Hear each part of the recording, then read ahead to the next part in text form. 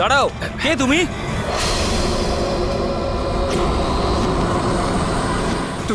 তুমি?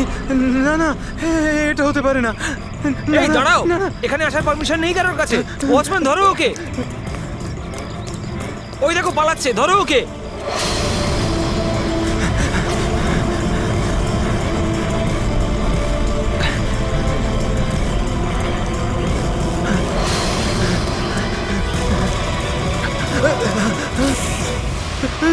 তুমি এখানেও? না না না, তুমি এখানে হতে পারো না।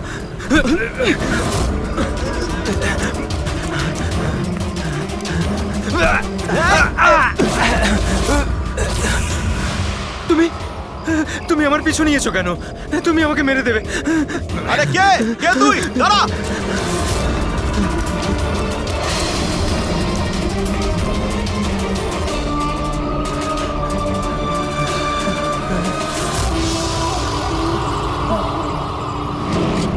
পরেশ, তুমি কোথায়? আমি তোমাকে সাহায্য করতে এসেছি। দেখো, ভয় পেও না, সামনে এসো। আমি তোমাকে ওর হাত থেকে বাঁচাবো। ও তোমার কিচ্ছু করতে পারবে না। সামনে এসো পরেশ।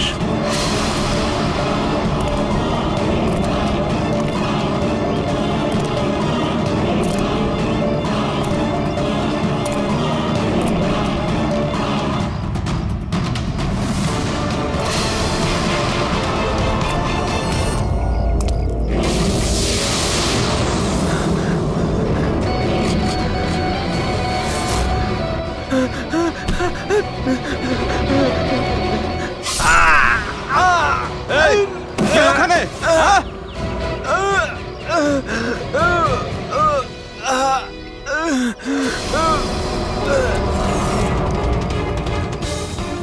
আরে কি হলো এসব? আরে কে করলো এটা? বলো, আরে বলো, তুমি ঠিক আছো তো? বলো কে করলো এসব কিছু? ইন্সপেক্টর দয়া।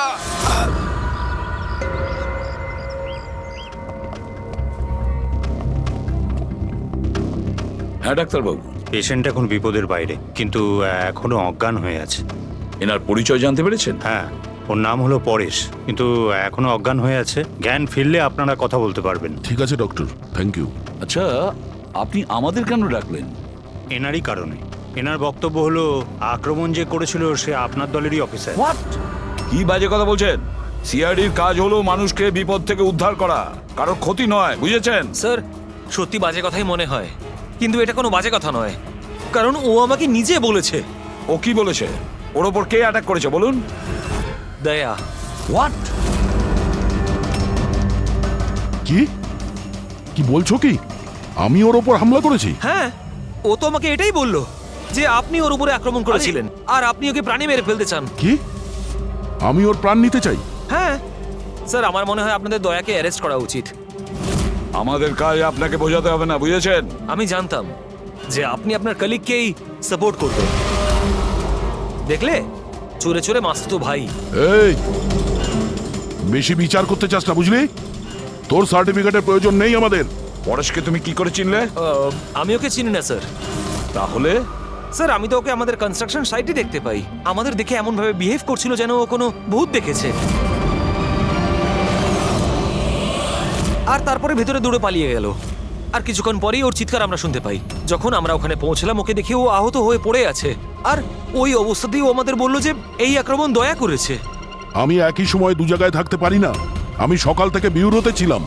প্রমাণ চাইলে তুমি ওই সিসিটিভি ফুটেজ দেখতে পারো, বুঝেছো? কিন্তু তাহলেও আপনার নাম কেন বললো?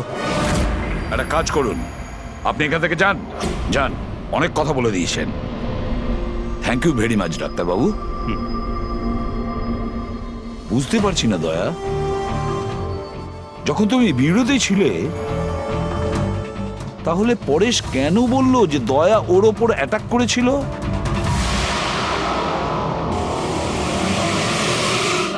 আচ্ছা, একটা কথা বলুন, যখন আপনারা এখানে পরেশকে আহত অবস্থায় দেখেছিলেন, তোর সঙ্গে কি কেউ ছিল? মানে কাউকে যেতে বা আসতে দেখেছেন? না স্যার, ও একাই ছিল। কিন্তু স্যার, ও ইন্সপেক্টর দয়ার। জানি, ও দয়ার নামই বলেছে। আমরা এখানে এটা জানতে এসেছি যেটা ও বলেনি, বুঝেছেন? আর দয়া এটা করতেই পারে না। স্যার আপনি এত বিশ্বাসের সাথে কিভাবে বলতে পারেন যে দয়া স্যার এরকম করেননি?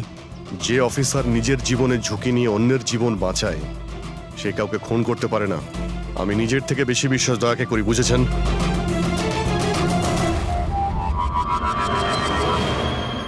আশপাশটা ভালো করে চেক করে দেখি যদি কোনো প্রমাণ পাওয়া যায়।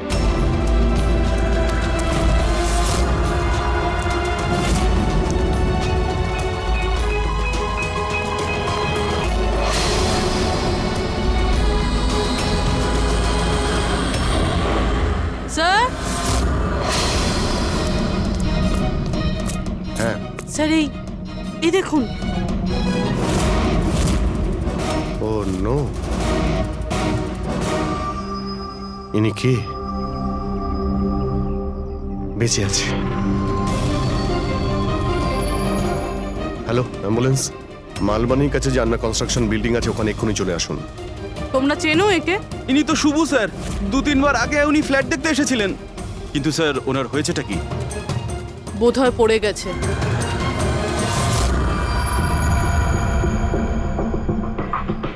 উপর থেকে পড়েছে নাকি ফেলে দেওয়া হয়েছে?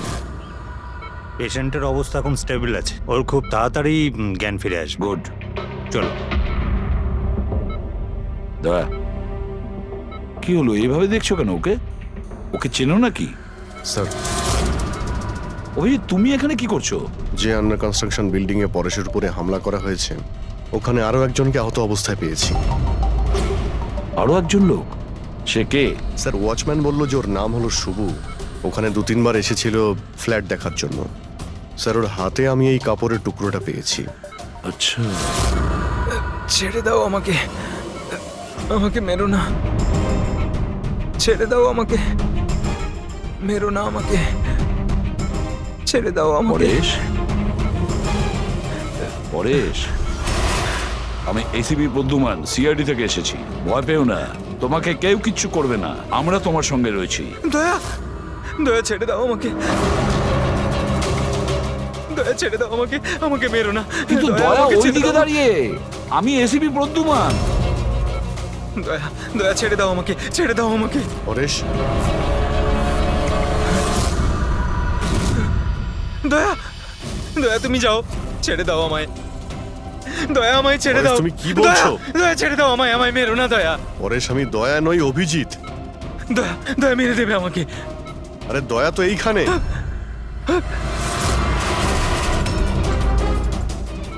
দয়া ছেড়ে দাও আমাকে, দয়া ছেড়ে দাও আমাকে। পরে সেদিকে দেখো, আমাদের আগে দেখা হয়েছে, তুমি আমাকে চেনো। দয়া, ছেড়ে দাও আমাকে, দয়া আমাকে পরেশ, মেরো না। পরেশ, দয়া, পরেশ, দয়া ছেড়ে পরেশ। দাও তুমি। দয়া তুমি আমাকে ছেড়ে দাও, ডক্টর। আমাকে মেরো না, ডক্টর। মেরো না দয়া। ডক্টর, এই দয়া, দেখুন না কি হলো ওর। চুপ।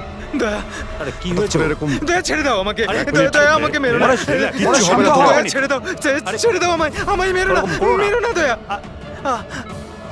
ছেড়ে দাও আমায়, ছেড়ে দাও দয়া, ছেড়ে দাও, ছেড়ে দাও দয়া।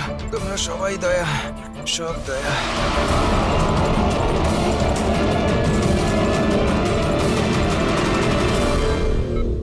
এই ব্যাপারটা আসলে কি? সবার চেহারাতেই ও আমাকে দেখতে পাচ্ছে। হ্যাঁ সেটাই তো, সেই জন্যই যখন ও ওই আর্কিটেক্টকে, ওর অ্যাসিস্ট্যান্টকে আর ওয়াচম্যানকে দেখেছে, ও এমন করছিল যেন ভূত দেখেছে। কিন্তু ওর মগজের ভূতটা হলো তুমি দয়া, তুমি। তুমি আর এই জন্যই ওর মনে হচ্ছে যে তুমি ওকে মারতে চাইছো, কারণ যে ওকে মারতে চেয়েছিল তাকে ওর দয়াই মনে হয়েছে। আমি এটা বুঝতে পারছি না স্যার যে আমাকেই কেন দেখছে। দয়া, তুমি বলছিলে না যে একে তুমি আগের থেকে চেনো? কিভাবে? স্যার, বছর 15 আগে আমি ওকে গ্রেপ্তার করেছিলাম স্যার। আর 2 বছর আগেও জেল থেকে ছাড়া পেয়েছে। আর গত 2 বছরে বিভিন্ন কেসে আমি ওকে 2 বার অ্যারেস্ট করেছি স্যার। অভিজিৎ, এই পরেশ অনেক পুরনো অতিথি দয়ার। কিন্তু পরেশের উপরে আক্রমণ করলো কে আর কেন?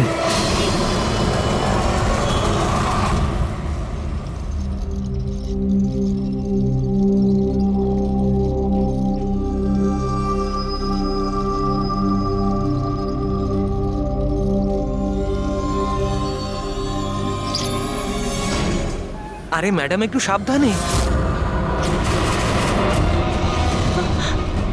কিরণ, কে কিরণ? আমি কিরণ টিরণ নই। কাছে আসবেন না। আরে কি করছেন ম্যাডাম? কি করছেন আপনি? কাছে আসবেন না আপনি হয়তো কোনো ভুল বুঝেছেন ম্যাডাম।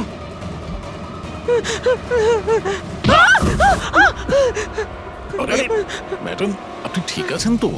কিরণ, কিরণ, কাছে আসবেন না। কোন কিরণ? একদম কাছে আসবেন না বলছি। চলে যান, চলে যান এখান থেকে, চলে যান।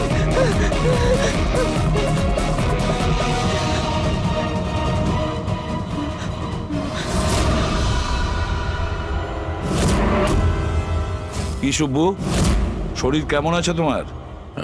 স্যার, পায়ের হাড় ভেঙে গেছে, বাকি এদিক ওদিক আরো কিছু চোট লেগেছে। আচ্ছা, একটা কথা বলো, কি হয়েছিল সেই দিন? হ্যাঁ, আসলে ওই লোকটা সিঁড়ি দিয়ে পালাচ্ছিল, তখন আমার সঙ্গে ধাক্কা লাগে। আমি যখন ওর হাতে ছুরি দেখলাম, আমি চেঁচিয়ে উঠি আর ওকে ধরার চেষ্টা করি, কিন্তু তখন ও আমাকে ধাক্কা মারে আর আমি নিচে পড়ে যাই। তারপর আর কিছু মনে নেই।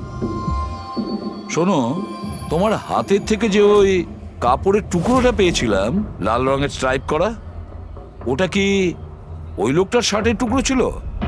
হ্যাঁ স্যার, শার্ট পরেছিল। ও ধস্তাধস্তির সময় শার্টের একটা টুকরো ছিঁড়ে আমার হাতে চলে আসে। আচ্ছা একটা কথা বলুন, ওই লোকটার মুখ দেখেছিলেন? সবকিছু এত তাড়াতাড়ি হয়েছিল যে আমার কিছু মনে নেই। ঠিক আছে, এবার তুমি যেতে পারো। যদি দরকার পড়ে আবার তোমাকে ডেকে নেব, ঠিক আছে? আচ্ছা স্যার, থ্যাংক ইউ স্যার। যা।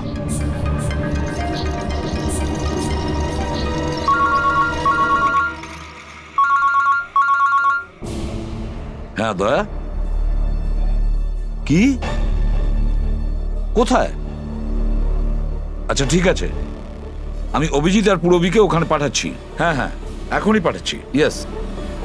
কি হয়েছে স্যার? দয়া বলছিল যে কোনো সুপারমার্কেটে একজন মহিলা আশেপাশের সব লোকের ওপর হামলা করছিল আর সবাইকে দেখে কিরণ কিরণ কিরণ বলে চেঁচাচ্ছে। দেখুন ম্যাডাম, আমরা সিআইডি থেকে আপনাকে সাহায্য করতে এখানে এসেছি। ঠিক আছে, আপনি এই ছুরিটা আমাকে দিয়ে দিন। তুমিও কিরণ? দেখুন ম্যাডাম, আমি কিরণ নই, আমি ইন্সপেক্টর অভিজিৎ। তোমাকে আমি মেরে ফেলবো কিন্তু, ছাড়বো না তোমায় আমি। আপনি প্লিজ ছাড়বো শান্ত না হন তোমায়। প্লিজ। তোমাকে আমি মেরে ফেলবো কিন্তু। ছাড়ো, ছাড়ো আমায়, ছাড়ো। পুরবী, ছাড়ো। কি হলো? কি হলো? Oh, no! আরে কি হলো কি? উনি পড়ে গেলেন কি করে? কি হলো? হ্যাঁ, সরে যান দেখি, সরে যান, সরে যান বলছি। দেখি, এক মিনিট সরে দাঁড়ান। দেখি। কি হলো এনার? ম্যাডাম,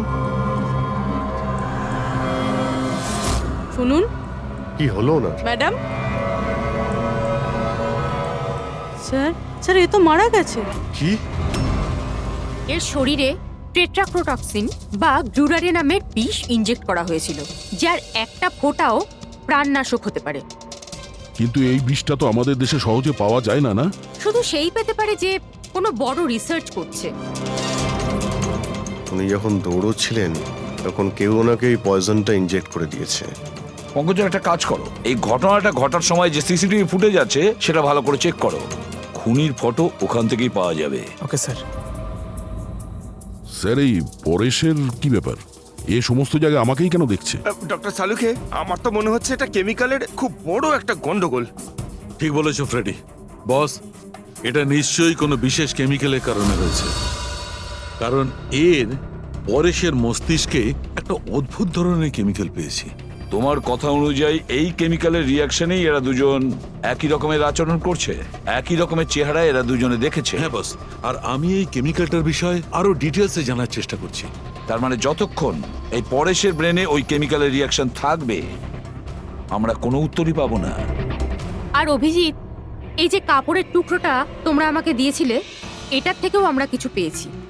অদ্ভুত ব্যাপার সারিকা দেবী, আজকে তো ফরেন্সিকে একের পর এক শুধু প্রমাণই পাওয়া যাচ্ছে। কি কি পেলেন আপনি? এটা একটা কটনের কাপড়, আর এর রোয়ার মধ্যে আটার কিছু ট্রেসেস পাওয়া গেছে।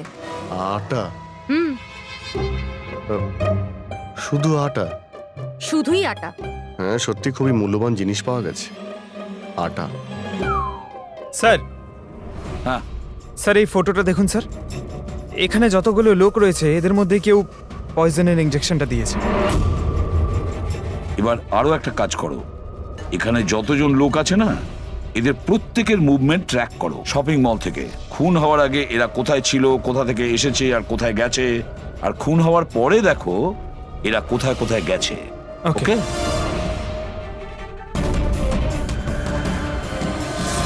স্যার আমি এই মহিলার ব্যাকগ্রাউন্ড চেক করেছি। ওনার নাম শিপ্রা, উনি একজন হাউসওয়াইফ ছিলেন।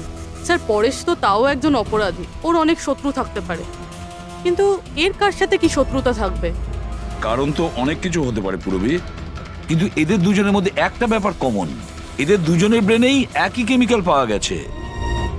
তো ওদের দুজনের শত্রুও এক হতে পারে। কিরণের ব্যাপারে কি জানতে পেরেছো? স্যার কিরণ শিপ্রার হাজবেন্ড ছিল, ও আর 2 বছর আগেই মারা গিয়েছেন। স্যার কিরণ শিপ্রাকে বেশ মারধর করতো। কোনো না কোনো বিষয় তো আছে পরেশ আর শিপ্রার মধ্যে, কোনো কমন ব্যাপার, যার জন্য এরা দুজনেও সেই খুনির টার্গেটে চলে গেছে। কি হতে পারে সেই কমন ব্যাপার? কি হতে পারে? স্যার আমি পরেশের প্রতিবেশী হিসেবে 5 বছর ধরে আছি। স্যার অদ্ভুত ব্যাপার স্যার, না আমি ওকে কখনো দেখেছি আর না কখনো পরিচয় হয়েছে। আর কেউ নেই ফ্যামিলিতে ওর? স্যার ওর বাবা ছিলেন, যার মৃত্যু তখন হয়েছিল যখন জেলে ছিল। আর কেউ নেই স্যার। স্যার শিপ্রার হাজবেন্ড খুব স্ট্রিক্ট ছিল, ওর সঙ্গে কথা বলা তো দূরস্থ, দেখা অবধি করতে দিত না। ইনফ্যাক্ট ও তো ওকে খুব মারধরও করতো। স্যার ওর হাজবেন্ডের ডেথের পর আমি অনেকবার চেষ্টা করেছিলাম ওর সঙ্গে কথা বলার, ওর সঙ্গে দেখা করার, কিন্তু ও কোনোভাবে ইন্টারেস্ট দেখায়নি। আচ্ছা, ওনার কি কোনো কোনো কাছের বন্ধু বা কোনো আত্মীয় ছিল না? স্যার আমার কিন্তু মনে হয় না কেউ ছিল। আচ্ছা, শিপ্রা আর পরেশ দুজনের জীবনে একটা বিষয় কমন ছিল, দুজনেই জীবনে একা ছিল, না কোনো বন্ধু না কোনো আত্মীয়। স্যার ওই দুজনের মধ্যে একটা জিনিস কমন। কি? স্যার আমি পরেশ আর শিপ্রার কম্পিউটার চেক করেছি, তো ওদের কম্পিউটার হিস্ট্রি থেকে জানা গেছে দুজনেই অনলাইন সাপোর্ট গ্রুপে যুক্ত হয়েছিল।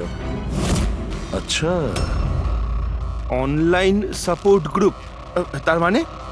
স্যার এই গ্রুপটা actually depression, loneliness, drug addiction আর মাদকাসক্ত হয়ে থাকে তাদের কাউন্সেলিং করে আর তাদের সাহায্য করে। স্যার এই শিপ্রা 2 সপ্তাহ আগে একটা গ্রুপে জয়েন করেছিল যারা বিবাহিত জীবনে কোনো সমস্যা হলে সাহায্য করে।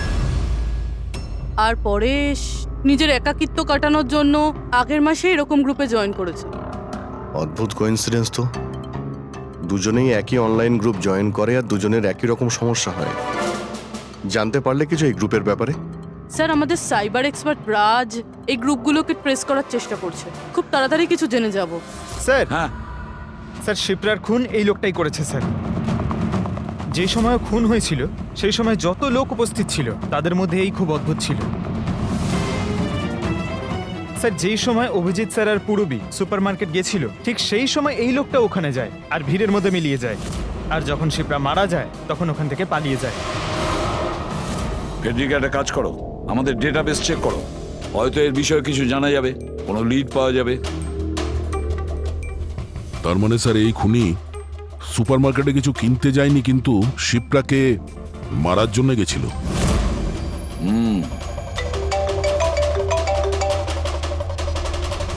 হ্যাঁ রাজ, ওকে ঠিক আছে, তুমি আমাকে অ্যাড্রেসটা পাঠিয়ে দাও। Thank you sir. Cyber expert Raj phone করেছিল, ওর কথা অনুযায়ী 2টো গ্রুপ একই আইপি অ্যাড্রেস থেকে বানানো হয়েছে। ও, একই কম্পিউটার থেকে? হ্যাঁ স্যার। আইপির অ্যাড্রেস পেয়েছো? হ্যাঁ স্যার, আন্ধ্রেতে একটা প্রিন্টিং শপ আছে, এই গ্রুপগুলো ওখান থেকেই করা হয়েছে। ব্যাস, তাহলে অভিজিৎ তুমি আর পূরবী ওখানে যাও আর দেখো কে আছে এসবের পিছনে আর ওর কি কানেকশন আছে। স্যার দয়া, কি ভাবছো? না স্যার, মানে পঙ্কজ তো বলল যে ওই লোকটা শিপ্রাকে মারার জন্যই এসেছিল। তাহলে ও জানলো কি করে স্যার যে শিপ্রা ওই সুপার মার্কেটে আছে আর লোকেদের ওপর হামলা করছে? ও শিপ্রাকে ফলো করছিল হয়তো। যদি ফলোই করে থাকে তাহলে অভিজিৎ আর পুরবীর ওখানে ওই সুপার মার্কেটে পৌঁছানোর আগেই ওকে মেরে চলে যেত, পরে ওকে মারতো না। অভিজিতের সুপার মার্কেটে পৌঁছতে 20 মিনিট সময় লেগেছে আর খুনিরও ওখানে পৌঁছতে একই সময় লেগেছে। তার মানে হলো এই দুজনকেই খবর একই সময়ে পৌঁছানো হয়েছে। আচ্ছা স্যার, এটা নয় তো যে ইনফরমেশন খুনির কাছে আমাদের এখান থেকেই গেছে? আমাদের এখান থেকে ইনফরমেশন? হ্যাঁ, হতে পারে। দয়া, এটা আবার হয়নি তো যে যখন আমরা পরেশকে হসপিটালে দেখতে গিয়েছিলাম তখন খুনি ওখানে ছিল আর আমাদের কথা শুনতে পেয়েছে? তাহলে খুনি হসপিটালে করছিল কি? দয়া, পরেশ খুনির হাত থেকে প্রথমে তো বেঁচে গেছে।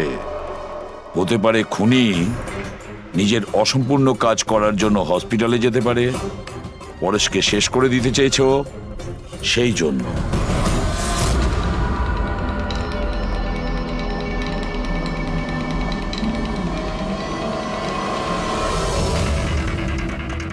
ডক্টর, আপনি কি এই লোকটাকে দেখেছেন? না।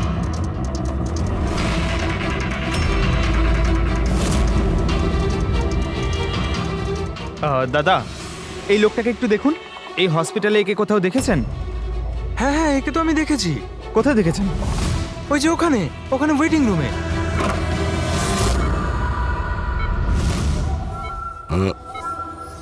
এখানে কেউ এসেছিল নাকি? না স্যার, এখানে কেউ আসেনি। ঠিক আছে। হ্যাঁ দয়া, স্যার পরেশ তো ঠিক আছে, কিন্তু ওই খুনিকে এখনো দেখা যায়নি। কোথাও নিশ্চয়ই লুকিয়ে আছে দয়া, সঠিক সময়ের অপেক্ষা করছে। স্যার, হ্যাঁ, ওয়েটিং রুমে চেক করেছি স্যার, ওখানে কেউ নেই। ও তো এখানেই আছে, কিন্তু কোথায় কোথায় লুকিয়ে বসে আছে?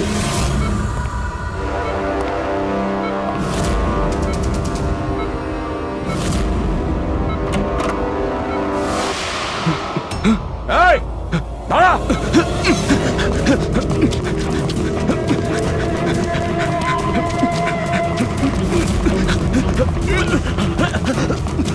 এই সরে যাও।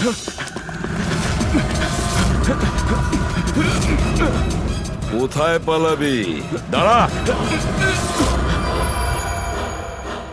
এই, দাঁড়া!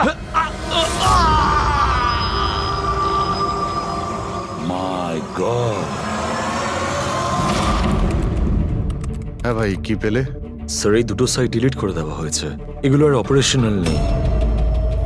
মানে অপরাধী প্রমাণ লোপাট করে দিয়েছে? হ্যাঁ স্যার, কিন্তু স্যার কিছু ইন্টারেস্টিং ফ্যাক্টস আমি আপনাকে বলতে পারি। কি?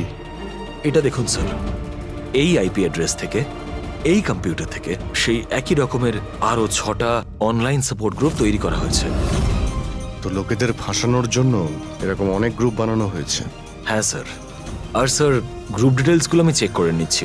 মানে স্যার, পরেশ আর শিপ্রা ছাড়া আরো অনেক মানুষ আছে যাদেরকে এরা ফাঁসিয়েছে। কিন্তু স্যার, উদ্দেশ্য কি হবে এই ধরনের সাইট বানিয়ে মানুষকে টার্গেট করার? ওই কেমিক্যাল রিলেটেড কিছু হবে। আচ্ছা, রেজিস্টারে কিছু পেলে তুমি? হ্যাঁ স্যার, গত 3 মাসে 85 জন এই কম্পিউটার ব্যবহার করেছে। সবার ডিটেলস চেক করতে হবে। ঠিক আছে স্যার, এটা দেখুন, 6টার মধ্যে 5টা গ্রুপ ডিলিট করে দেওয়া হয়েছে, কিন্তু এখনো একটা সাপোর্ট গ্রুপ অ্যাক্টিভ রয়েছে আর এখনো ওটা অপারেটেড হচ্ছে। Enhancing the life of lonely people, মানে এটা পরিষ্কার। গ্রুপ বানানো হয়, একাকিত্বে থাকা লোকেদের ফাঁসানো হয়, আর গ্রুপটাও ডিলিট। তাহলে ওরা আরো একটা শিকার খুঁজছে। একটা কাজ করা যাক পুরো। কিছু জানতে পারলে এই লোকটা সম্পর্কে? এখনো পর্যন্ত কিছু না। ওয়ালেট ছাড়া এর কাছে আর কিচ্ছু পাওয়া যায়নি, মোবাইল ফোনও নয়। তার মানে আমাদের কাছে কোনো প্রমাণ নেই? না দয়া, যতটা সোজা ভাবছো ততটা নয়। অনেক বড় ষড়যন্ত্র আছে এর পেছনে, অনেকগুলো লোক এতে ইনভলভ আছে। এ তো স্যার এই খেলার বোরে মনে হচ্ছে, তাও ভাড়া করা। আর এই কেসের মাস্টারমাইন্ড এখনো বাইরে ঘুরছে, নতুন শিকারের খোঁজে ঘুরছে। খুব তাড়াতাড়ি খুঁজতে হবে স্যার একে। এসো পঙ্কজ, সাবধানে, আস্তে আস্তে। এসব কি শালুকে? কেন, স্যার আপনি এ কি খেলা খেলছেন পঙ্কজের সঙ্গে? না না, এটা কোনো খেলা নয়। আমি প্রথমেই বলেছিলাম না এই কেসটা খুবই জটিল, খুবই কমপ্লিকেটেড। মনে আছে তো আমি বলেছিলাম যে পরেশের আর ওই মহিলার মস্তিষ্কে একটা অদ্ভুত ধরনের কেমিক্যাল পাওয়া গেছে। হ্যাঁ, আমি ওই কেমিক্যালটাকে টেস্ট করে দেখেছি আর সেটা পঙ্কজের শরীরে ইনজেক্ট করে দিয়েছি। হোয়াট? আরে তুমি পাগল হয়ে গেছো সালুকে? ওর যদি কিছু হয়ে যায়? আরে কিচ্ছু হবে না ভাই, বিলিভ মি, আমি পাগল নাকি?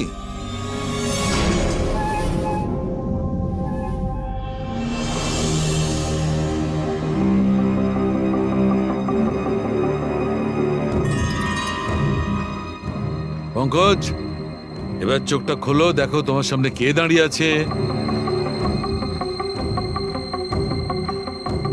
এটা তো ফ্রেডি স্যার।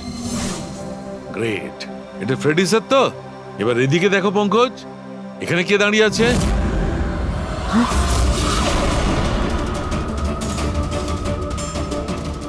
এটা কি করে হতে পারে?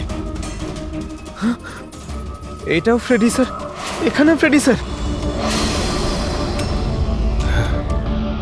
তার মানে সালুকে পরেশ আর শিপ্রার সঙ্গেও এরকমই হয়েছে?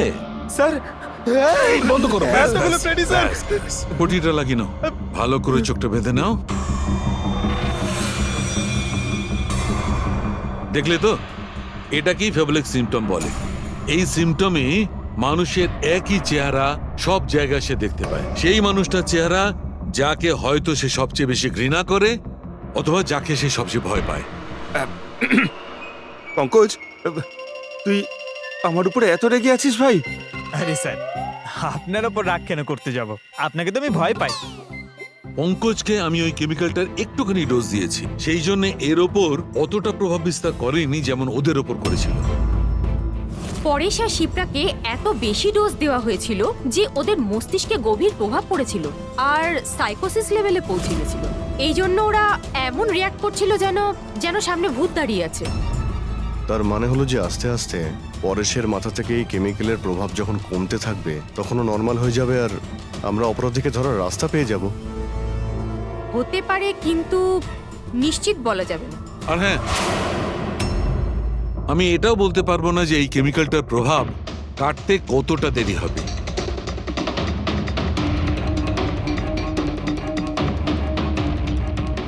আমরা পরেশের ঠিক হওয়া পর্যন্ত অপেক্ষা করলে অনেক দেরি হয়ে যাবে।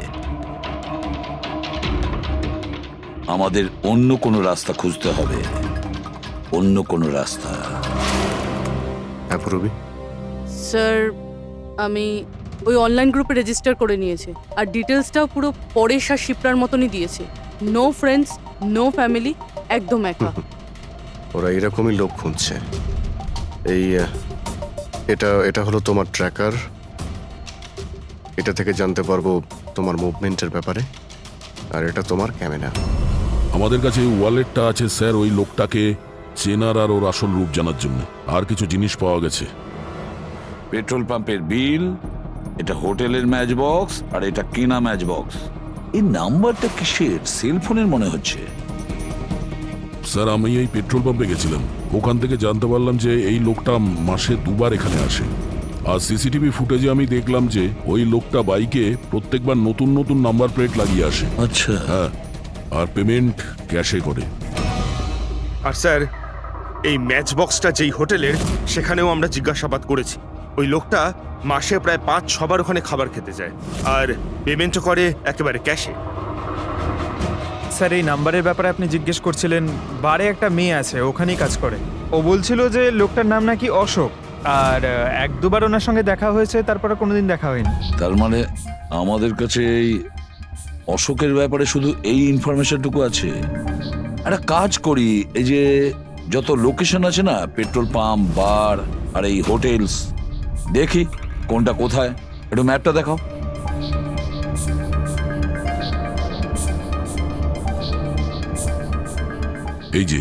এই যে ওই জায়গাটা যেখানে ওই পেট্রোল পাম্পটা আছে। স্যার এখানে বার আছে। আর স্যার এটা হোটেল। বার, এটা হোটেল আর পেট্রোল পাম্প। দয়া স্যার এরকম মনে হচ্ছে না? দেখো, এই পুরো পুরো লোকেশনটাই এখান থেকে 1 কিলোমিটারের মধ্যেই রয়েছে। হতে পারে স্যার ওর বাড়ি কিংবা অফিস এই জায়গার আশেপাশেই হবে। Are you ready? I am ready sir. চলো স্যার। হ্যাঁ, স্যার আমি রেডি। বাহ, দারুণ গেট আপ করেছো তো।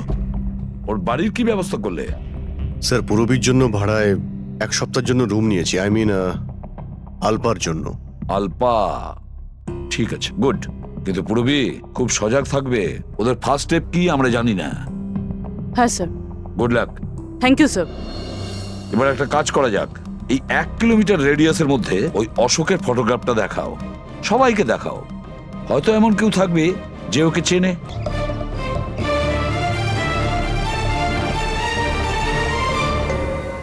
পূরবী হ্যাঁ স্যার।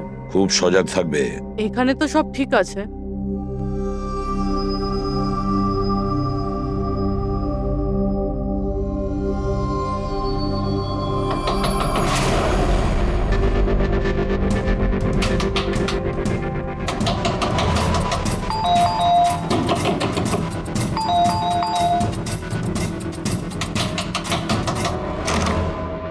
হ্যাঁ বলুন।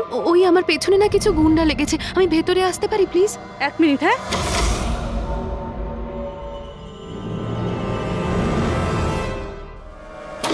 এসো এসো, তাড়াতাড়ি এসো। কি হচ্ছেটা কি তোমার? আরে এ তো অদিতি, শিপ্রার প্রতিবেশী। আসলে আমার পেছনে না কিছু গুন্ডা লেগেছে, আমি কিছু বুঝতে পারছিলাম না, সেই জন্য আপনার ঘরে চলে এসেছি। কোনো ব্যাপার না। Thank you miss. আলপা। আর তুমি? অদিতি। বসো। আপনি প্লিজ আমাকে 1 গ্লাস জল খাওয়াবেন প্লিজ? এক্ষুনি আনছি।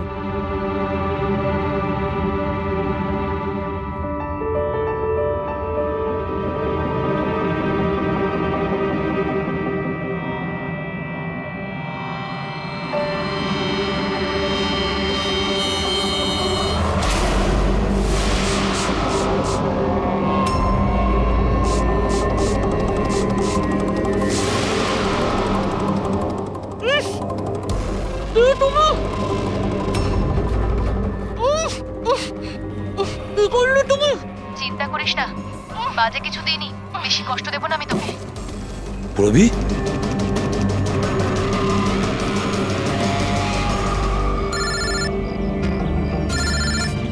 হ্যাঁ স্যার। কি শিপ্রার প্রতিবেশী অদিতি? স্যার আমি এক্ষুনি ওখানে যাচ্ছি। না স্যার, অশোকের ব্যাপারে এখনো জানতে পারিনি। Yes sir. সবকিছুই তো প্ল্যান অনুযায়ী চলছে। এবার দেখব অদিতি পূরবীকে কোথায় নিয়ে যাচ্ছে। আরে এ কি দেখছি, ট্র্যাকার এক জায়গায় আছে, মুভ করছে না। এটা আবার হয়নি তো যে ওরা ট্র্যাকারের ব্যাপারে জানতে পেরে গেছে, বের করে ফেলে দিয়েছে? মাই গড, এবার আমরা পৌঁছবো কি করে এদের কাছে?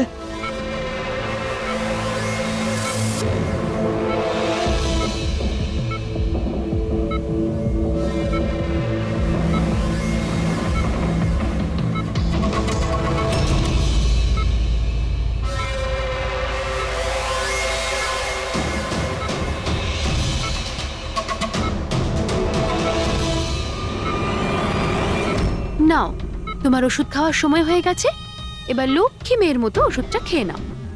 আর তুমি একদম টেনশন করবে না, আমি তোমাকে একদম বেশি কষ্ট দেব না। কে তুমি? ছাড়ো আমাকে, ছাড়ো আমাকে। চিন্তা করো না, আমি তোমাকে কষ্ট দেব না। ছাড়ো আমাকে।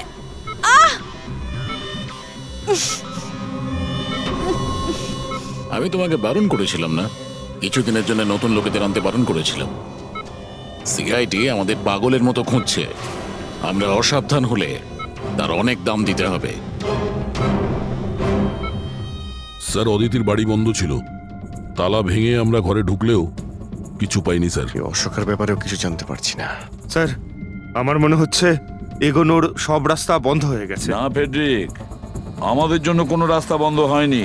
সিআইডির লোক রাস্তা তৈরি করে। স্যার ওরা পূরবীকে কেমিক্যাল ইনজেকশন না দিয়ে দেয়? না, কিচ্ছু করবে না ওরা, পুরবীর কিচ্ছু হবে না। কিছু একটা ব্যাপার আমরা মিস করছি, কিছু একটা ব্যাপার আছে যেটা আমরা মিস করছি, সেটা কি হতে পারে ব্যাপারটা? স্যার ওই কাপড়ের টুকরো যেটা আমরা শুভর হাতে পেয়েছিলাম। ওটার মধ্যে আটা পেয়েছিলাম আমরা। হ্যাঁ স্যার, আটা। যখন আমি রাস্তাতে অশোকের ব্যাপারে সবাইকে জিজ্ঞাসা করছিলাম, হ্যাঁ, তখন সেখানে আমি একটা আটা কল দেখতে পাই, আর তার পিছনে একটা পুরনো বিল্ডিংও রয়েছে। তাহলে সেই লোকটা যে পরেশের উপর হামলা করেছিল, ওই আটা চাকিরই আশেপাশে কোথাও থাকে ও, ওই জন্যই তো ওর শার্টে আটা লেগেছিল। আর এটাও তো হতে পারে স্যার, পরেশের উপর যে হামলা করেছিল সে অশোক। স্যার সেই কাপড়ের টুকরোটাও অশোকেরই হতে পারে।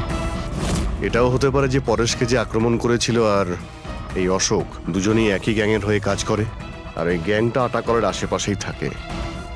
সবাইকে ওই আটা চাকির আশেপাশে পাবে অভিজিৎ, আর পুরবীকেও ওই আটা চাকির আশেপাশে।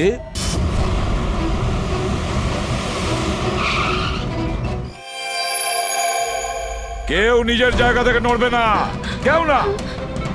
পুরবী কোথায়? অদিতি, পুরবী কোথায়?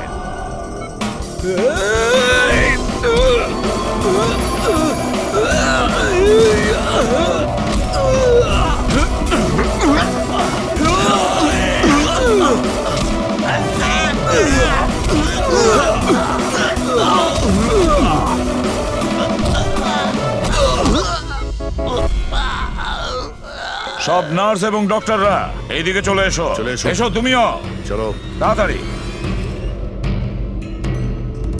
ডক্টর অদিতি, পুরবী কোথায়? পুরবী কোথায়?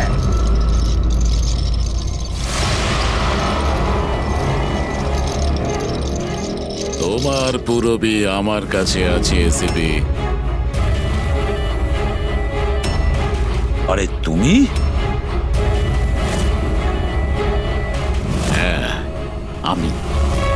যাকে তোমরা এদিক ওদিক খুঁজছিলে না, সে তোমাদের সঙ্গেই ছিল। আমাকে দেখে এখন আফসোস হচ্ছে তো? আমি জানতাম সিআইডি কোনো কাজ ফেলে রাখে না, তাই আমি আমার প্রতিটা পদক্ষেপ ভেবে চিন্তে নিয়েছি। কিন্তু এই অদিতির বোকামির জন্য সবকিছু গোলমাল হয়ে গেল।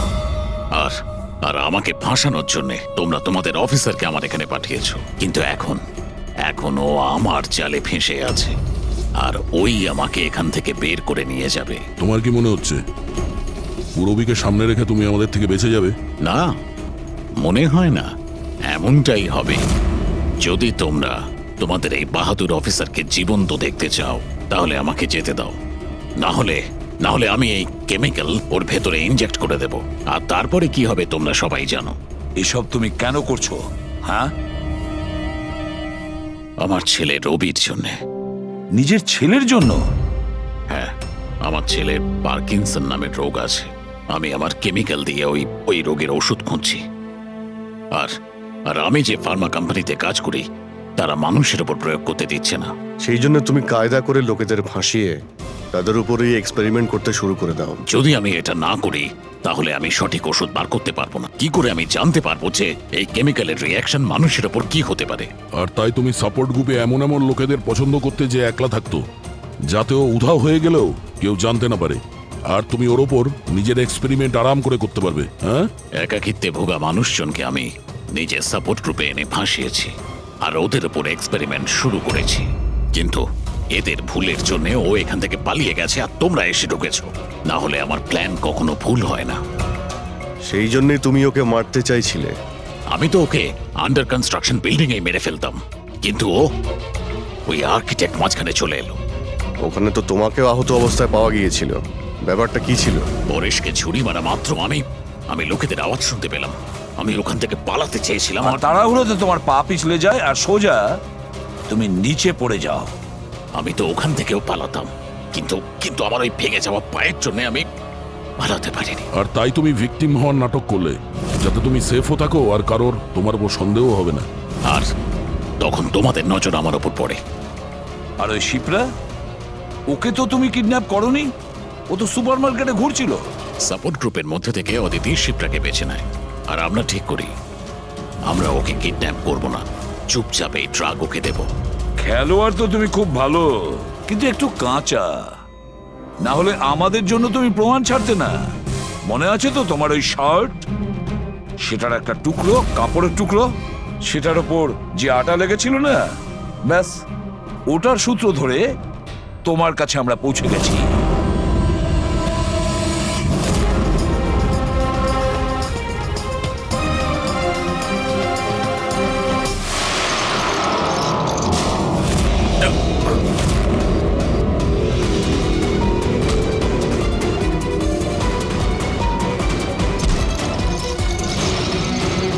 রবি,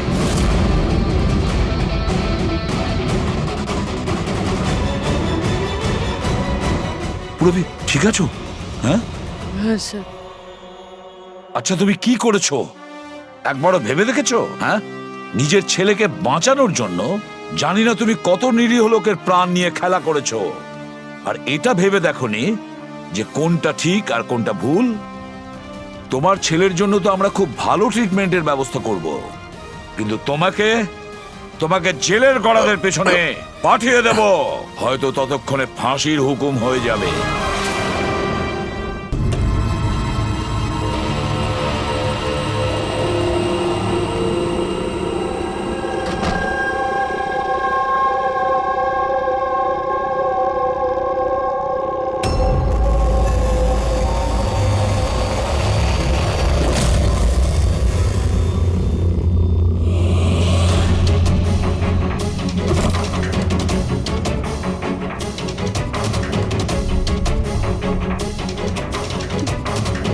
বকুলের সাথে আজকে আমাকে কথা বলতেই হবে, তাতে যা খুশি হয়ে যাক।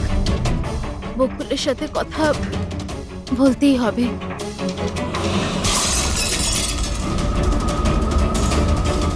বাড়িতে তো কেউ নেই, তাহলে এই আওয়াজ কিসের?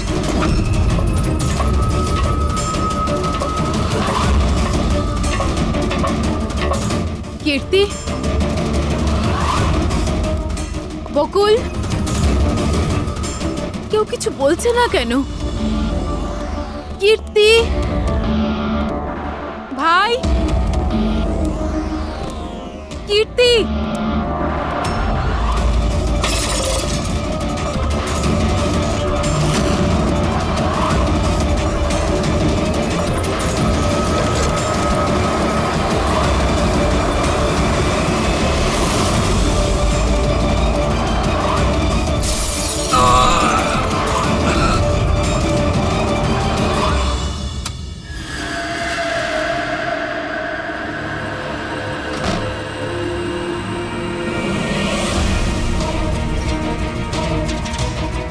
দাদার সুটকেস? দাদা ব্যাঙ্গালোর যায়নি বুঝি?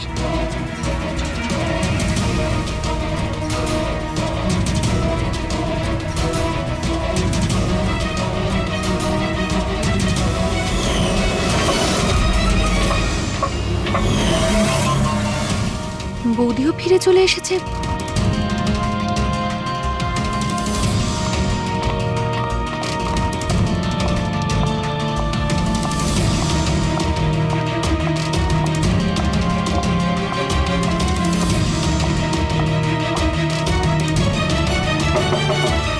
দাদা, বকুলদা, দাদা তুই ব্যাঙ্গালোর যাসনি? বৌদি,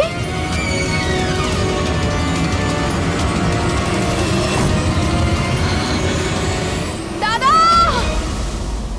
দেখো কীর্তি, এটা খুনের ব্যাপার। আরো একবার ভেবে নাও।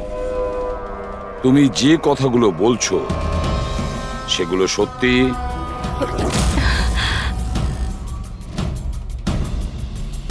স্যার, আপনি, আমাদের মনে হচ্ছে না এই ব্যাপারটা সত্যি। আপনার মনে হওয়া না হওয়াতে কিছু এসে যায় না। যখন আপনাকে কিছু জিজ্ঞাসা করা হবে তখনই বলবেন। হতে পারে ও সত্যি বলছে, কি জানি। আমি পাগল নই, আমি সম্পূর্ণ সুস্থ। আমি বলছি তো আপনাদের, আশিকা বৌদি নিজেই বলেছে, বৌদি নিজে দাদাকে খুন করেছে।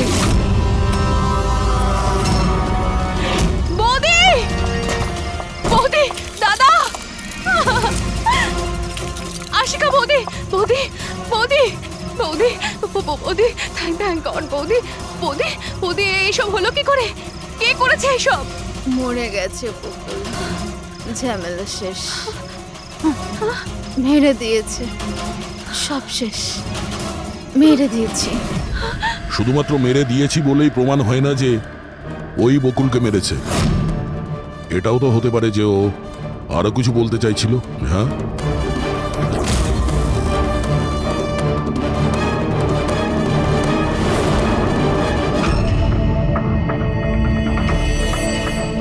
একটা কথা বলো, বকুল যখন খুন হয় তখন তোমরা সবাই কোথায় ছিলে?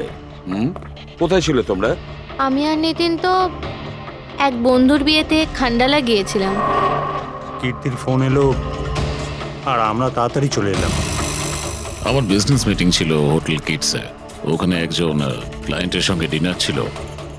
নিতিনের ফোন পাওয়া মাত্র আমি এখানে চলে আসি। আর আপনি কীর্তি, আপনি কোথায় ছিলেন? আমি তো বাইরে গেছিলাম।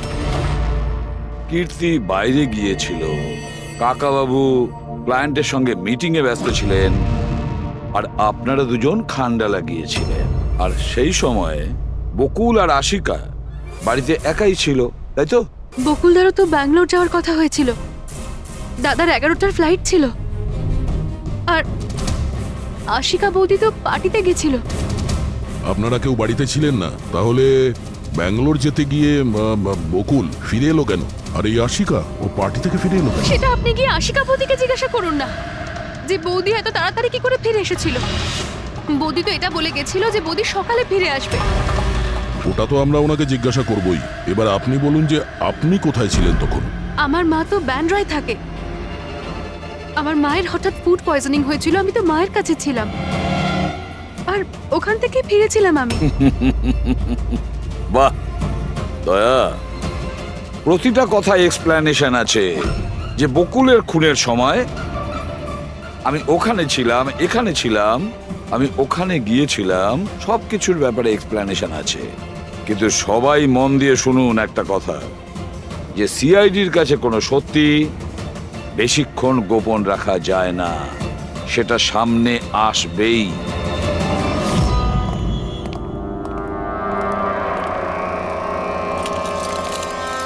হ্যাঁ, অভিজিৎ, পুরো বডির মধ্যে কাঁচের টুকরো গেঁথে ছিল। আর হ্যাঁ স্যার, টেস্ট করেও দেখেছি স্যার, এখানে যে রক্তটা আছে সেটার কোথাও নেই স্যার। একটা কাজ করো, বাড়িটাকে খুব ভালো করে তল্লাশি করো, দেখো কিছু না কিছু প্রমাণ নিশ্চয়ই পাবে, তাই না?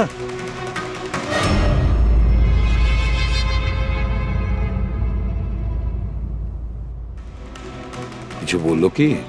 স্যার, ওর বক্তব্য ওর কিছুই মনে নেই।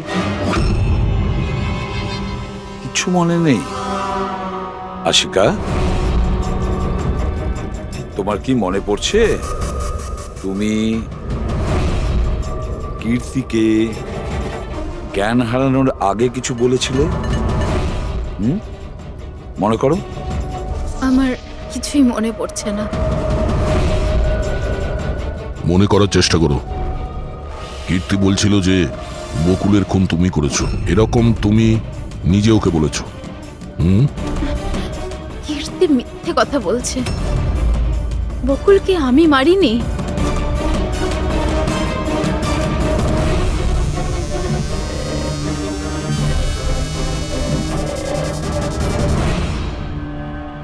স্যার, এ আবার স্মৃতিশক্তি চলে যাওয়ার অ্যাক্টিং করছে না তো?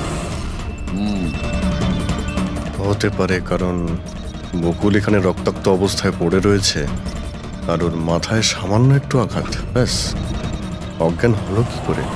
সেটাই তো, এর থেকে সত্যিটা বের করতে হবে। কি করে করবেন স্যার?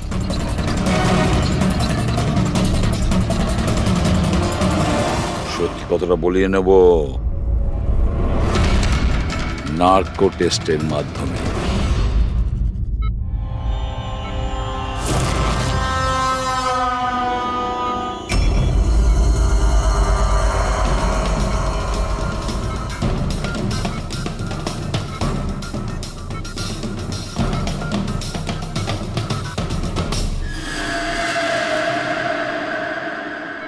18ই এপ্রিল রাতে যখন পার্টি থেকে বাড়িতে ফেরেন কি হয়েছিল? আমি বাড়িতে ঢুকলাম, বকুল চিৎকার করছে। তারপর কি হয়েছিল? তারপরে আমি ঘরে গেলাম দেখার জন্য। কি দেখলেন আপনি? আমি গিয়ে দেখলাম যে বকুল ওখানে দাঁড়িয়ে আছে, ওর পিঠ থেকে রক্ত বেরোচ্ছে, আর আমি ওখানে একটা মেয়ের লাশ পড়ে আছে সেটা দেখতে পাই। আমি খুব রেগে গেছিলাম, আর আমি ওখানে পড়ে থাকা একটা কাঁচের টুকরোকে উঠিয়ে নিলাম।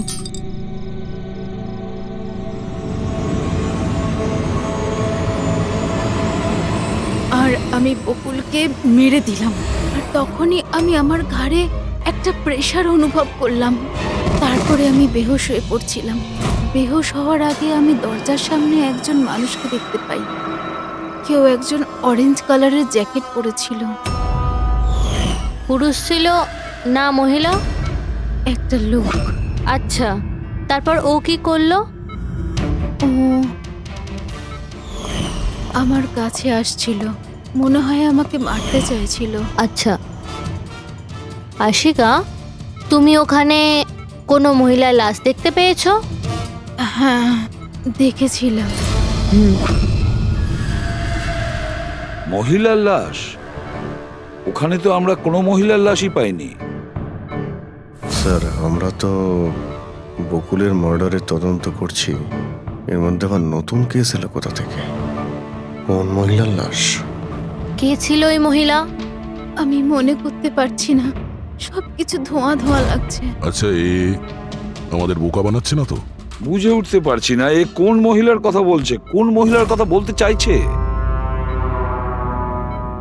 আশিকা, তুমি বকুলকে কেন মেরেছো? কেন মেরেছো বকুলকে? ঠিকই হয়েছে যে ও মরে গেছে। তাছাড়াও যদি বেঁচে থাকতো তাহলে আমাকে রাস্তায় ভিক্ষে করতে হতো। কেন? ঘাড় ধাক্কা খেতে কেন? চরিত্রহীন প্রমাণ করতে চাইছিল, ডিভোর্স চাইছিল আমার থেকে। আচ্ছা, ওই মৃত মহিলা, উনি কে ছিলেন? আমি আপনাদেরকে বললাম তো, মনে করতে পারছি না। দেখো আশিকা, আমরা ওখানে কোনো মহিলার লাশ খুঁজে পাইনি। তাহলে সেই লাশটা গেল কোথায়? আমার যখন জ্ঞান ফিরছিল তখন ওই লাশও ওখানে ছিল না। আর ওই যে ফ্লোরেসেন্ট অরেঞ্জ কালারের জ্যাকেট পরা লোকটা? ওটা খুবই অস্পষ্ট আমার কাছে, ওই দরজাতেই দাঁড়িয়েছিল। হতে পারে আমার জ্ঞান হারানোর অপেক্ষায় ছিল।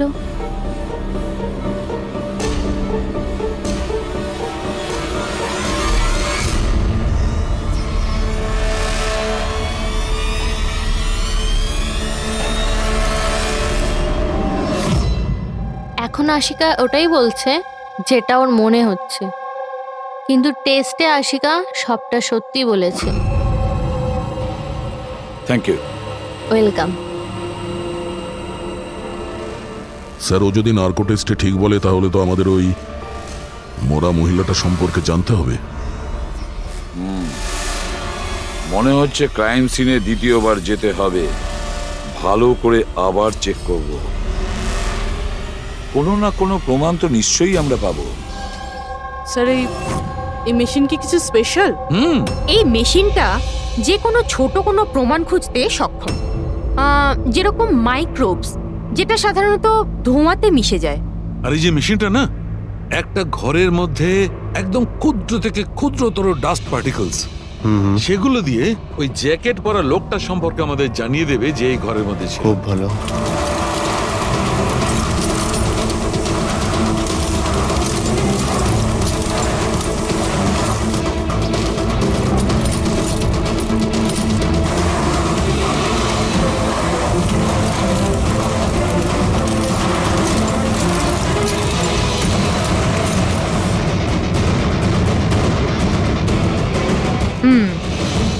এই দেখুন,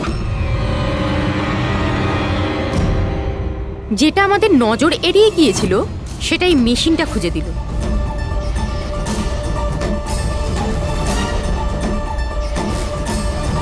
এটা এটা তো মনে হচ্ছে কারণ তাও আবার নেল পেন্ট লাগানো, ডেফিনেটলি কোনো মহিলারই। কিন্তু স্যার এখানে কিভাবে? হয়তো দৌড়োদৌড়ি হাতাহাতিতে কোনো জিনিসের সঙ্গে ধাক্কা লাগে আর নখটা পড়ে যায়। বাড়ির সবাইকে চেক করো তো, ওদের কারণ হয়তো।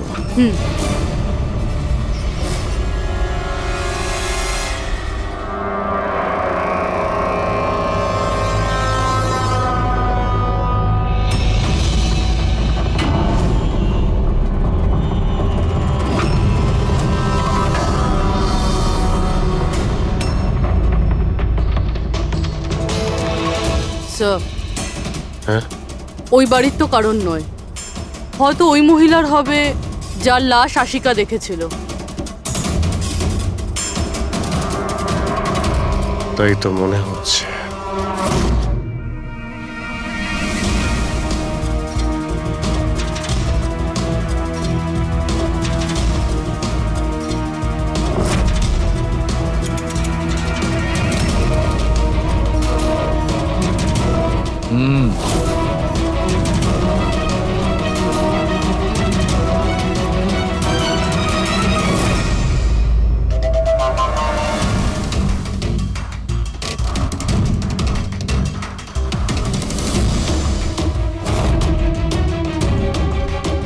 এই ব্যাপার সরকার। রাইট। জানতে পেরেছো এই নখ থেকে এটা কার? স্যার এই নখটা ডিএনএ কোনো ফ্যামিলি মেম্বারের সঙ্গে ম্যাচ করেনি। কিন্তু একটা কথা জানা গেছে বস, এই নখটা যারই হোক না কেন, ও একজন মহিলা আর তার বয়স 20 থেকে 25 বছর। 20 থেকে 25 বছরের মহিলা। আর একটা কথা, হ্যাঁ,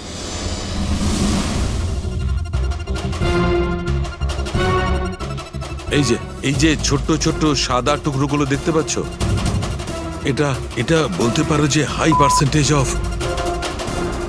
নখ থেকে পেয়েছি। এই মেয়েটা ড্রাগ অ্যাডিক্ট ছিল। হ্যাঁ, এটা ওদের পরিবারের কারণ নয়, বাইরের কারণ। স্যার, তার মানে যদি কেউ বাইরে থেকে আসে তাহলে কোনো গাড়ি, অটো বা ট্যাক্সি করেই নিশ্চয়ই আসবে। হ্যাঁ, খোঁজ নিয়ে দেখতে হবে রিক্সাওয়ালা, ট্যাক্সিওয়ালা বা ওদের মতো কেউ ওই মহিলাকে বাড়িতে ছেড়ে দিয়ে এসেছিল কিনা। স্যার, ওই আশিকা বলছিল কোনো সাফাই কর্মী অরেঞ্জ কালারের জ্যাকেট পরেছিল ওখানে। বেহুশ হওয়ার আগে আমি দরজার সামনে একজন মানুষকে দেখতে পাই, কেউ একজন অরেঞ্জ কালারের জ্যাকেট পরেছিল। ও কে, কোথা থেকে এসেছিল, কোথায় উধাও হয়ে গেল, ওর ব্যাপারে খোঁজ নিতে হবে। স্যার, যত ড্রাগ পেডলার্স আছে ওদের কাছে জানতে হবে যে কত মহিলা এই হাই ডোজের ড্রাগস নেয়। অভিজিৎ, একটা কাজ করো, রিক্সাওয়ালা আর ট্যাক্সিওয়ালার কাছে খোঁজ নাও যে ওনাকে বাড়িতে ছেড়ে দিয়ে এসেছিল কিনা, আর মিসিং পার্সনস রিপোর্ট চেক করো। স্যার, শহরে যতগুলো ড্রাগ পেডলার আছে না, সবার কাছে গিয়ে খোঁজ নাও, দেখো ওরা এমন কোনো মহিলাকে চেনে কিনা যে হাই কোয়ালিটি ড্রাগ ব্যবহার করে। আর আমরা গিয়ে ওদের বাড়ির লোকের সঙ্গে কথা বলি, দেখা যাক ওরা কোথায় যায়, কি করে ওই ঘটনার সময়।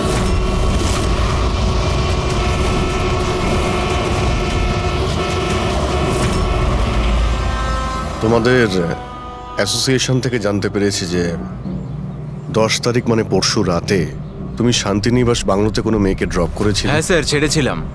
তখন টাইম কত ছিল মনে আছে স্যার তোমার? প্রায় 1টা নাগাদ, ওই বাংলোতেই।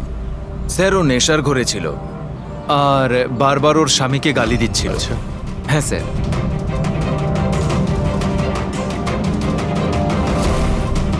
ওই মেয়েটা কি এ ছিল? হ্যাঁ স্যার, এই মেয়েটা ছিল। ওখানে বাংলোর আশেপাশে কোনো গন্ডগোল হয়েছিল কি? না স্যার, গন্ডগোল তো কিছু মনে হয়নি, সবকিছু নর্মালি ছিল। আর একটা গাড়ি দাঁড়িয়ে ছিল, একটা বাইক আর একটা গার্বেজ ভ্যানও ছিল। Garbage van? হ্যাঁ sir. Sir sir sir sir sir sir, আমিও পরশুদিন একজন মেয়েকে শান্তিনিবাস বাংলোর কাছে নামিয়েছিলাম। কটার সময়? স্যার সম্ভবত 12:30 নাগাদ। আর তুমি একটা সময় নামিয়েছিলে? হ্যাঁ স্যার। আচ্ছা দেখো তো, সেটা কি এই মেয়েটা? না না স্যার, এই মেয়েটা তো নয়।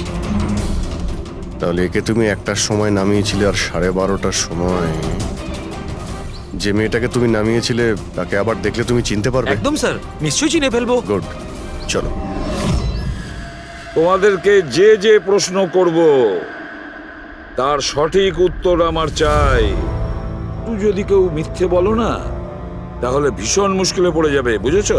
স্যার মিথ্যে কথা বলে কেন নিজেদেরকে বিপদে ফেলবো? হ্যাঁ, তাহলে বলো, যেদিন বকুল খুন হয়েছিল সেদিন কি চেতন তোমার হোটেলে ছিল?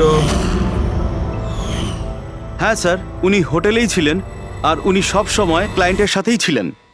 উনি ক্লায়েন্টের সাথে ডিনারও করেছেন। আচ্ছা, ঠিক আছে, তোমাদের ক্লায়েন্টদের ডিটেলস চাই আমার, আর সেদিনের সিসিটিভি ফুটেজও। শিনা, কীর্তির মায়ের ফুড পয়জনিং কেন হয়েছিল? খাবারে কি মিশিয়েছিলে? আমি কিচ্ছু মেশাইনি। আন্টি তো বাইরে গেছিলেন।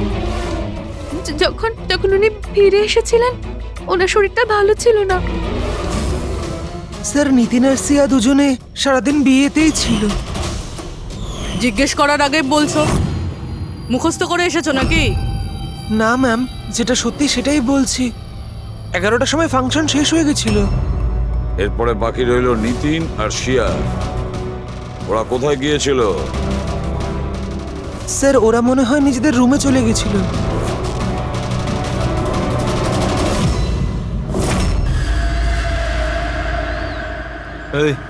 এই মাল কোথায় পাওয়া যাবে?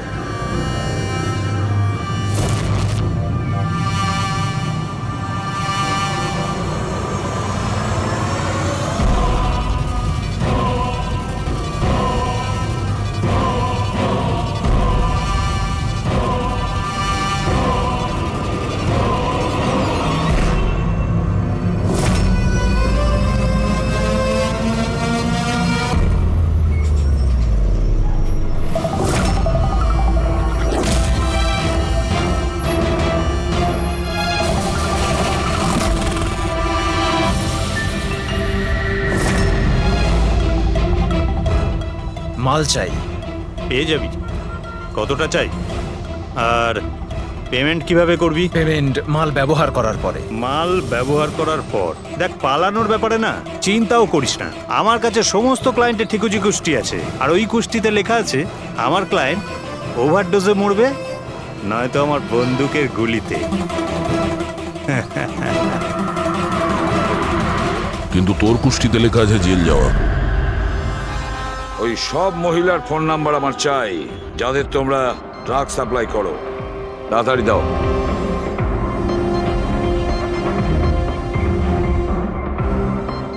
পুরবি, দেখো তো একটু কল করে এই সব নম্বরে।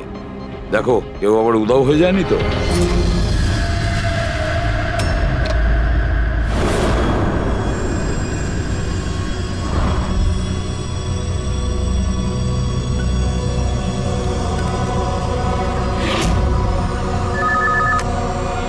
হ্যালো, আচ্ছা, আমি সোনারিকার সাথে কথা বলতে পারি?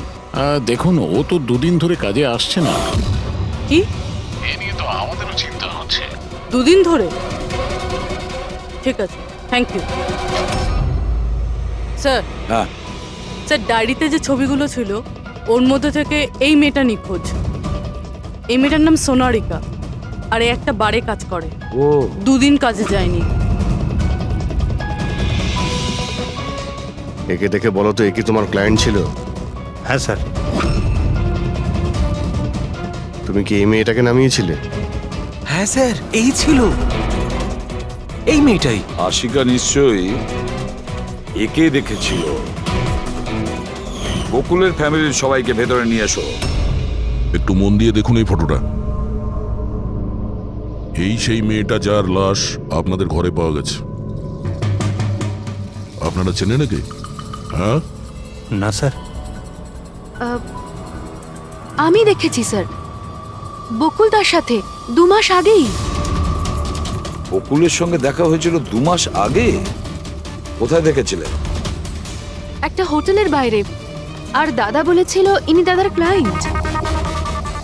স্যার, কোনো ড্রাগ অ্যাডিক্টেড বারে কাজ করা কোনো মহিলার সঙ্গে বকুল ছিল, আর এনাদের বলেছে ওই মহিলা ওর ক্লায়েন্ট। কেন কেন মিথ্যে বলেছে ও?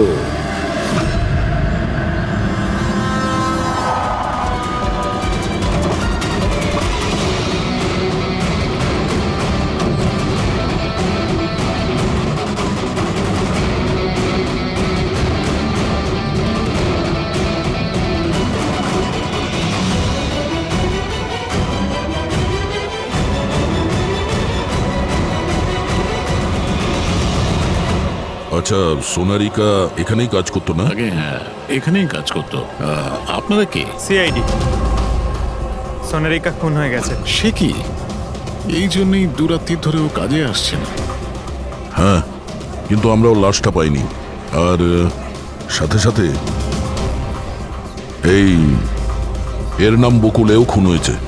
আমরা এটা জানতে চাই যে সোনারিকার সঙ্গে এই বকুলের কি সম্পর্ক ছিল? সম্পর্ক কি ছিল তা তো জানি না, তবে হ্যাঁ, এই লোকটা কখনো কখনো আমাদের বারে ওকে নিতে আসতো। এই ব্যাপারে আরো কিছু খবর আপনাদের তেজি দিতে পারবে স্যার।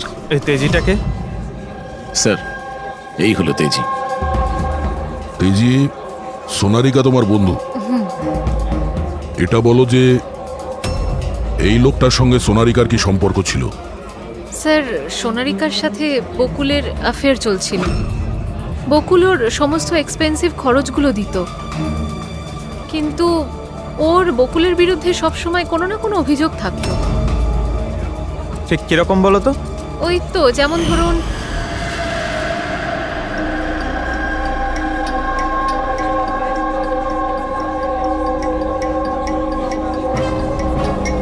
সোনারিকা, কি হয়েছে?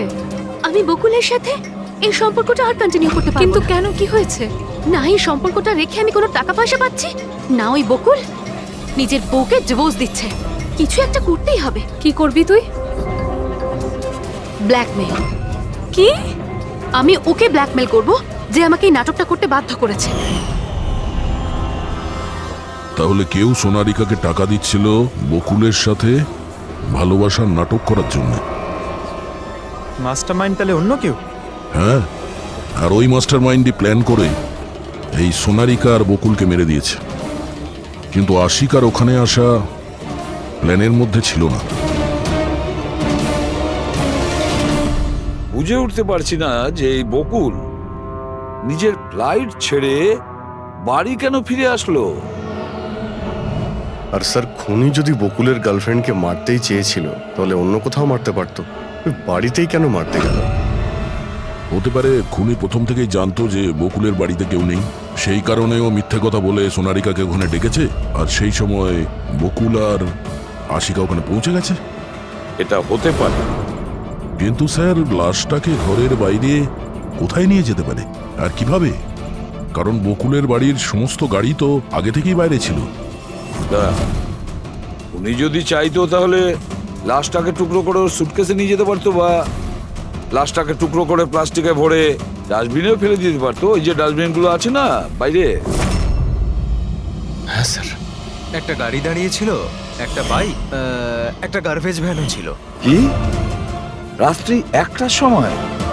রাত্রি 1টার সময় বাংলোর বাইরে ময়লার গাড়ি দাঁড়িয়ে ছিল? তার মানে স্যার এই খুনটা প্ল্যান করা ছিল। খুনি গার্বেজ ভ্যান নিয়ে এসেছিল লাশটাকে সরিয়ে ফেলার জন্য। আর স্যার, এই ফ্লুরোসেন্ট অরেঞ্জ কাপড় গার্বেজ ভ্যানের লোকেরাই তো পরে। স্যার, হ্যাঁ, চেতন যেই কোম্পানির বিজনেস ডিনারে গিয়েছিল, এই নামে কোনো কোম্পানিই নেই। আমার বিজনেস মিটিং ছিল হোটেল কিডসে। আর কীর্তির মা বাইরের কিছুই খায়নি। আমার মা ব্যান্ড্রয় থাকেন। মায়ের হঠাৎ করে ফুড পয়জনিং হয়েছিল, আমি তাই মায়ের কাছে আবার একবার ফুড পয়জন হোক কেমন? ঠিক আছে, এটাও জানা দরকার যে যে রাতে বকুল আর ওই মেয়েটা খুন হয়েছে, ওই রাতে খান্ডালা থেকে কোনো ট্যাক্সি বা প্রাইভেট কার বাংলোতে এসেছিল কিনা। সিনার কথা অনুযায়ী ওনার এই অবস্থা ঘরের খাবার খেয়ে হয়নি। হ্যাঁ, এটা সত্যি। মা ঘরের কোনো খাবার খায়নি, বরং মা তো আমাকে বলছিল যে মা ড্রাইভারের সাথে কোথাও বাইরে গেছিল আর কারে বসে কিছু ওষুধ খেয়েছিল। ওষুধ খেয়েছিল? হ্যাঁ, আমাদের ড্রাইভার অমনও তাই বলছিল। তোমাদের ড্রাইভার এখন কোথায়? স্যার, আমি সমস্ত ড্রাইভারদের নিয়ে এসেছি যারা গার্বেজ ভ্যান চালায়। আমরা একটা গার্বেজ ভ্যানের সন্ধান পেয়েছি, যেটা মাঝরাতে রাস্তার মাঝখানে দাঁড়িয়েছিল, যাতে লাশ বয়ে নিয়ে যাওয়া হয়েছিল। ভ্যানের ব্যাপারে জানতে পেরে গিয়েছি। সার্ভেলেন্স ক্যামেরাতে আমরা সেটা পরিষ্কার দেখতে পেয়েছি। কেন?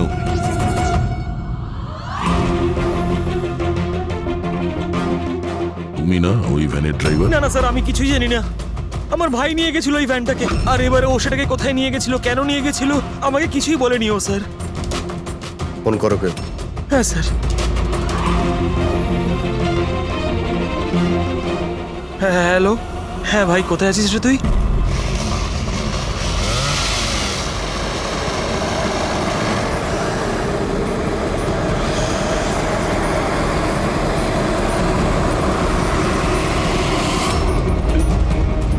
কি ভাই, কেমন আছেন?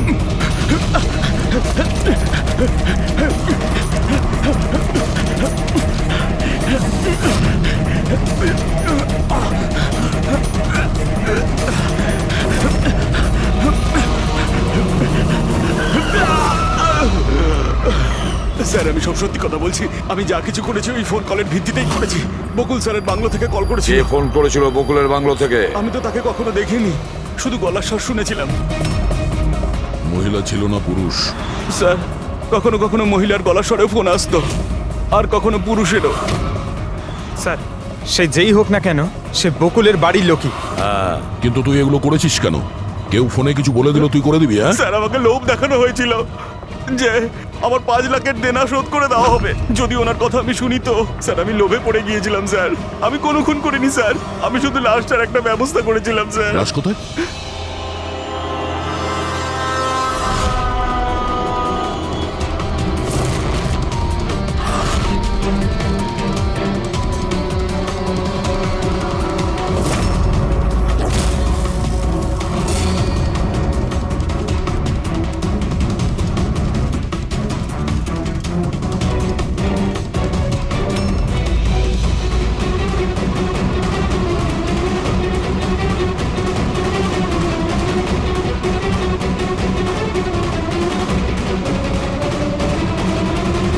নো, এই মেয়েটার গলা টেপা হয়েছে আর তাতেই ওর মৃত্যু হয়েছে। এই জন্য এর খুনের কোনো চিহ্ন খুঁজে পাওয়া যায়নি ক্রাইম সিন থেকে। আর এর পায়ের বুড়ো আঙ্গুলের নখটাও ভাঙা রয়েছে।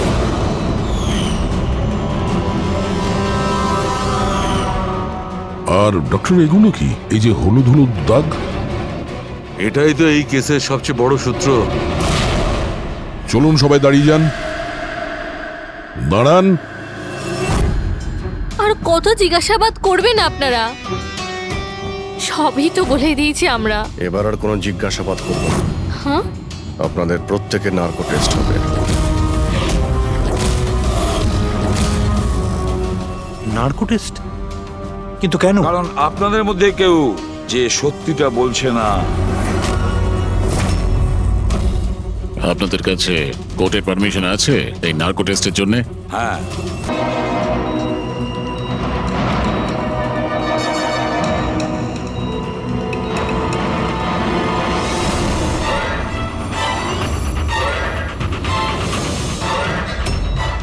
ঘুম আসছে? যা আমি আপনাকে বলবো তার সঠিক সঠিক উত্তর দেবেন, ঠিক আছে? সোনারিকাকে আপনি চেনেন? হ্যাঁ বকুলের যে অ্যাফেয়ার ছিল ওর সাথে, এটাও জানতেন আপনি?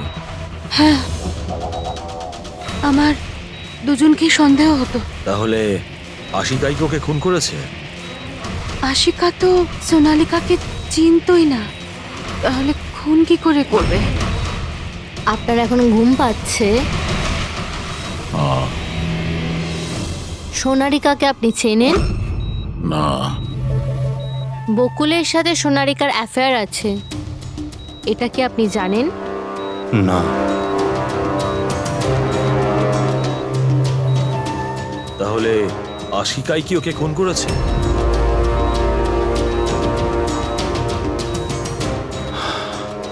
আশিকা সোনালীকে চিনত, আর এই আশিকাই বকুল আর সোনালীকে খুন করেছিল। ও নিজেই এই খুনের ষড়যন্ত্রটা রচনা করেছিল। আশিকা চালচলন কিছুদিন ধরেই খুব অদ্ভুত লাগছিল। এই কথাটা আমি বকুলকে বলেছিলাম। কি হয়েছে স্যার? কিছুই হয়নি নিতিন, শুধু এটাই বলার ছিল টুথ সিরাম অ্যাপ্লাই করলে মানুষ শুধু এটুকুই উত্তর দেয় যতটুকু তাকে প্রশ্ন করা হয়, এর থেকে বেশি কিছু বলে না। ব্যাপারটা হলো মানুষের ব্রেন নিজের মেমোরি শেয়ার করে কিন্তু ওপিনিয়ন দেয় না, যেটা তুমি দিয়েছো। এখন সব কথাগুলো সত্যি সত্যি বলে দে, নাহলে তোকে আসল সিরামটা দিতে হবে। আসল সত্যিটা মানে? মানে আমরা যে ইঞ্জেকশনটা দিয়েছিলাম ওটা আসল ট্রুথ সিরাম ছিল না, ওটা গ্লুকোজ ইঞ্জেকশন ছিল। হোয়াট? তোমাকে আমরা আগেই সন্দেহ করেছিলাম, কিন্তু চেয়েছিলাম সব সত্যিটা তুমি নিজের মুখেই স্বীকার করো। নিতিন, সবকিছু তুমি খুব চতুর ভাবে দিয়েছো, কিন্তু মেয়েটার গলায় যে হলুদ রং লেগেছিল না, সেটাই তোমাকে ধরিয়ে দিয়েছে। সেই হলুদ যেটা বিয়ের সময় তোমার হাতে লেগেছিল। এই যে হলুদ রঙের পার্টিকেলস গুলো দেখতে পাচ্ছ, এইগুলো আসলে হলুদ, আর এই হলুদের সঙ্গে আটা আর তেল মেশানো হয়েছিল। আটা, তেল আর হলুদ। মুখে কোনো হলুদ নেই, শুধু এইখানে, এই গলার কাছে। কোথা থেকে আসতে পারে এই হলুদ? স্যার শিয়া বলছিল যে ওরা খান্ডালা গেছিল বিয়ের জন্য, আর ওখানে গায়ে হলুদের অনুষ্ঠানে যুক্ত হয়েছিল। বকুল 500 কোটির রাজত্ব চালাতো, সেই রাজত্ব যেটা আমি তৈরি করেছিলাম, কিন্তু আমাকেই ওই রাজত্ব থেকে বার করে দেওয়ার চেষ্টায় ছিল। ওর সঙ্গে তুমি কথা বলতে, ওকে বোঝাতে। কথা বলার অনেক চেষ্টা করেছিলাম স্যার, অনেকবার চেষ্টা করেছিলাম, কিন্তু ও শুনতো তবে না। ভাই ছিল আমারও, আমি কখনো মারতে চাইনি ওকে, কিন্তু পুরো রাজত্বটা নিজের নামে করতে চাইছিল। সেজন্য আমি একটা প্ল্যান করলাম। কি প্ল্যান করেছিলে? বকুল আর আশিকার প্রায় প্রতিদিনই ঝগড়াঝাটি হতো। ও আশিকাকে ছেড়ে দিতে চাইছিল। আমি সোনালীকে টাকার লোভ দেখালাম, আর ওকে বললাম যে বকুলের সাথে মিথ্যে ভালোবাসার নাটক করে যাক। আর একদিন সময় হলে ওকে বিয়েও করে নিক। আসলে আমি এই সোনালীর মাধ্যমেই আমার হারানো রাজত্ব ফিরে পেতে চাইছিলাম। কিন্তু ওকে কেন মেরে দিলে? ও তো তোমার সঙ্গই দিচ্ছিল। সেটা প্রথমে স্যার, কিন্তু পরেও আমাকে ব্ল্যাকমেল করা শুরু করলো। আর সেই জন্যই তুমি মেয়েটিকে কায়দা করে বাড়িতে ডেকে নিয়েছো। হ্যাঁ স্যার, সেই রাতে আমি এমন সিচুয়েশন ক্রিয়েট করলাম যাতে কি সমস্ত লোক বাড়ির বাইরে থাকে। আমিও ওয়াইফকে নিয়ে খান্ডালা চলে গেলাম, আর যেই আমার ওয়াইফ ওষুধ খেয়ে শুয়ে পড়লো, আমি সঙ্গে সঙ্গে ট্যাক্সি নিয়ে এখানে চলে এলাম, আর আমনকেও ডেকে নিলাম। সোনালীর ঘরে পৌঁছতেই, দেখো সোনালী, আমার কথাটা বোঝার চেষ্টা করো। যদি এই মাঝপথে তুমি আমার সঙ্গটা ছেড়ে দাও, তো আমার পুরো প্ল্যানটা বানচাল হয়ে যাবে। হয়ে যাক তোমার সব প্ল্যান বানচাল, আমার কিচ্ছু যায় আসে না তাতে। আর এমনিতেও ওই বকুলের প্রতি আমার কোনো ইন্টারেস্ট নেই। আমি ওকে ভালোবাসি না, আর ওকে বিয়েও করতে চাই না।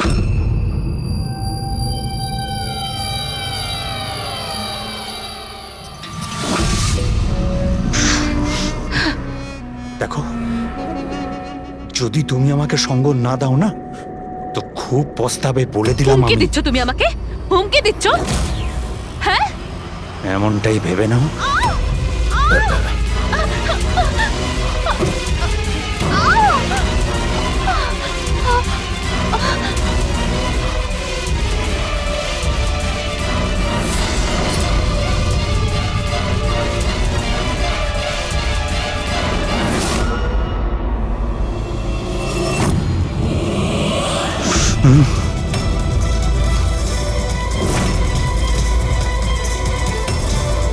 দাদা, বকুল, এটা কি করলে তুমি? না না, এই সোনালী আমাকে ফাঁসানোর চেষ্টা করছে। আমি পুলিশকে ফোন করব, আমি এক্ষুনি ফোন করছি। বকুল!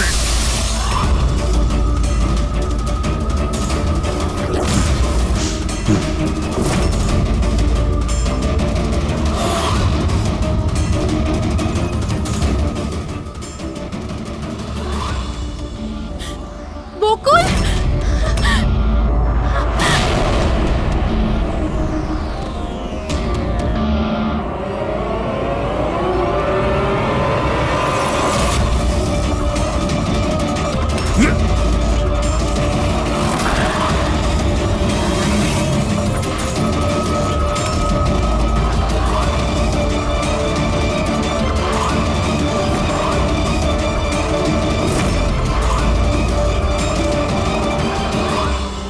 অমলকে ফোনে প্রথমেই বলে দিয়েছিলাম সোনালির লাশটা একেবারে সরিয়ে ফেলতে, আর ও একেবারে সেই কাজটাই করেছিল। টাকার লোভে পড়ে তুমি এতটাই অন্ধ হয়েছিলে যে নিজের সম্পর্কটাই ভুলে গিয়েছিলে, নিজের ভাইয়ের প্রাণটা নিয়ে নিয়েছো, আর তার উপরেও নিজের সঙ্গী মেয়েটিকেও খুন করলে তুমি। আইন তোমাকে কোনোদিন ক্ষমা করবে না, কঠোরতম শাস্তি হবে তোমার, হয়তো ফাঁসি।